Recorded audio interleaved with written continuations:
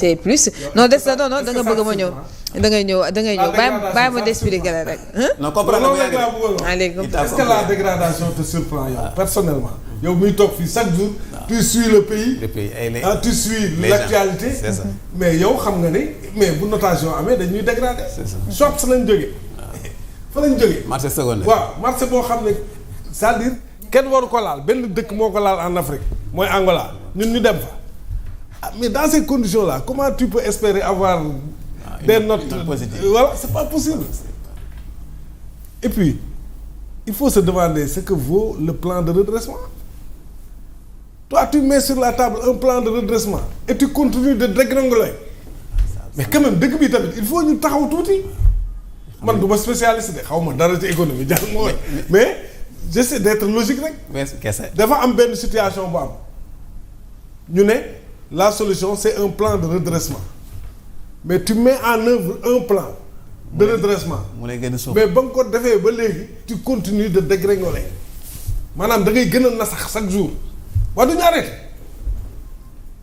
saa yi nag Sénégal gaa yi nga koy fooye de neexul ba neexul mais gaa yi nga koy fooye c'est-à-dire lu musul am ci dëkk bi mooy am ni dëkk bi di gën a dellu ginnaaw les gens continuer ñi ñuy jiite mel ni dara xewul alors que c'est alarmant.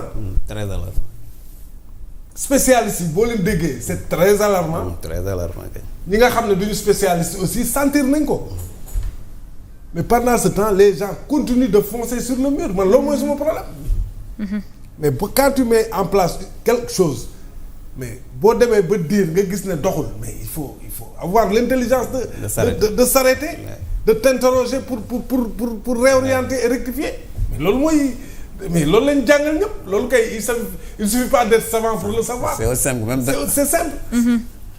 mais tey foofu lañ toll. gis nga gars yi li ñuy def nii dëkk bi mi ngi gën a suux au plan ñun est-ce que amati nañ économie sax c'est à se demander est-ce que boo demee ba gars yi di bay pomme de terre ak soble di ko tuur ci tali bi. nga gis ñu ne la ceeb bi invendu yi dafa mel ni gerte gi nga gis gerte gi la gars yi bayoon li ci ëpp ba léegi mu ngi ci ñoom waaye ñu ne économie bi mu ngi dox te campagne la dis lay tëj waaw mais quand même il faut qu'on soit sérieux un état c'est du sérieux Fatima un état c'est du sérieux bàyyi dàgg santé parce que un état dafa am ñun nous sommes 18 millions décisions yi ñuy jël yëpp daf ñuy impacter donc décision bu ñu jël balaa ñuy jël sax dañ ko war a seetaat ko dëppale ko boroom xam-xam yi ñu xool ko xoolaat ko bu ñu ko mettre en œuvre gis ne am na rëq-rëq nañ am bu ñu am réew yu taxaw xoolaat saytuwaat bu fekkee dañu war a changer ñu changer yow là où des spécialistes proposent la restructuration yow nga ne non moi je mets en place un plan de redressement mais yaa xayti mais plan de redressement bi mais redressé wuñu daf ñuy gën a suuxal mais est-ce que duñu taxawaat xool est-ce que la solution c'était pas la restructuration mais léegi bu ñu ko nee lii baa duñ dem dévaluation tous les risques duma économiste de mais bu ñu ko nee nii est-ce que duñu dem dévaluation boobu nga xam ne musoon na fi am 94 mais quand même il faut que ñu taxaw xoolaat quoi pendant ce temps et le président dans tout ça hein ñoom ñaar ñëpp dégg naa bi muy dalal gars yi nee na leen waa ji li muy wax ci duñ diggante ak FMI neexu ma war naa ko ci wéy bu bëri parce que peut-être il veut renouer avec le FMI mais foofu mooy yoon bi parce que dégradation yii notes yi yëpp fa la jóge parce que tant que ñun renouer wuñu avec FMI jéem a wut programme foofu redresser jéem a dugg ci benn situation de redressement on va continuer à galérer c'est ça la vérité maintenant tey pourquoi on ne peut pas renouer avec le FMI là où le FMI a sorti des programmes pour des régimes yoo xam ne mais non démocratiques alors que Sénégal élection la def opposant jógee ci opposition bi gagné premier tour donc ñun waruñu woon am problème dette cachée bi nag jaar na fa mais tey suñ demee ba ministre de l'économie ak ministre des finances def pour kenn waxati wax dette cachée nañ dépassé loolu ñoom ñëpp kay waaw donc vraiment man daal li ma yaakaar Fatima mooy yoon bi ñu jël baaxul loolu moom maire yi jaay caaf sax xam nañ ko ndax ñoom dañ koy sentir ci ñuy jënd caaf. ñëpp a koy sentir jaaykat yi bañ a yeeg. mais ñëppay jooy. bañ a dugg. donc économiquement ku nekk ci secteur bi nga ne tu peux sentir à ton niveau individuellement que économiquement il y a quelque chose qui a reculé. C'est difficile. Et ça c'est tout le monde. Lamine. Il y a que le régime. Lamine. qui ne sent pas que on a des problèmes économiques. Lamine. Très bien. xam nga la mooy dëkk.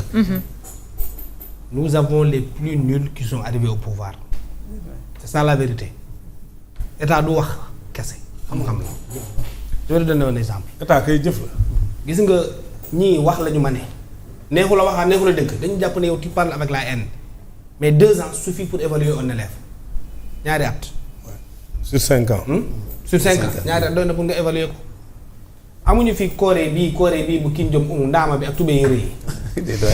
mës na dem FMI wala banque mondiale. ay bombe nucléaire la yor de. d'accord. te day seetaan grande. foofu da nga fa dégg yenn pétrole yi ngande yi yenn ressources naturelles. da nga ko fa dégg. Corée du Nord la. comment est-ce que le gars fait. xanaa yorut nopp mooy li xale yi di wax tànk loxo nopp bakkan baat wut gémmiñ ñaxum. loolu moo son corps mais composé ko c'est de ces parties là. da ngay jël boo xaree boppam jël yuuram teg ko fii xar yuuru Bassirou Diomaye Faye teg ko fii doo xam ne ban mooy ku ñuul ki ak chinois coréen y a pas de différence même yuur bi la le sang il est pareil ñooñu ils osent le travail performant la science ils forment des ingénieurs qui ont été envoyés dans les grandes écoles du monde ñëw état employé leen par rapport aux besoins foofu la ñuy xaar kii dem Chine di ñëw kii dem France di ñëw di jël avion di jet privé dañoo liggéeyul en Afrique nous avons des pays exemplaires ici Égypte temps wu Mouammar Kadhafi n'a jamais été au FMI ou à la Banque mondiale. Libye lu ñu fi yor Libye autant pour moi lu ñu yor fii moom la yoroon pétrole nag la yor dëkkam bi ci désert la nekk dafa xotti dëkk bi il a défié le désert il a dompté mu jaarale fi ay pipeline pour ndox bu set wicc développeur dëkk bi nekkul la ne xeex ak tubaab bi discours bu rëy bu ñu jaay fii dafa nekkoon ci jamonoy Kadhafi avant moo jël pouvoir ne ko woon ana Algérie jëlal Algérie nii Algérie vous savez kañ la gëj a lépp ci FMI depuis 2000 l'Algérie que vous voyez là ils n'ont pas pris de dette au FMI depuis l'année 2000 ils ont imposé leur dette. Algérie c'est presque un pays développé. mais c'est des humains. il faut aller là-bas pour le lan la ñu ëppale. Algérie Maroc. xanaa du ñuy nit. kan moo fi jaay souveraineté kan moo ko fi wax. kan moo fi wax ne soxlawuñu FMI Macky Sall moo ko doon wax. Amadou Ba moo doon wax ne soxlawuñu FMI quand il battait campagne. Idrissa Seck moo ko doon wax. Barthélémy Dias l'a dit. Je parle des gens qui ont une fois être candidats. Tous ces leaders qui ont présenté une élection là pour dem ci présidentielle dégg nga la ñu naan nous on peut développer ce pays sans FMI sans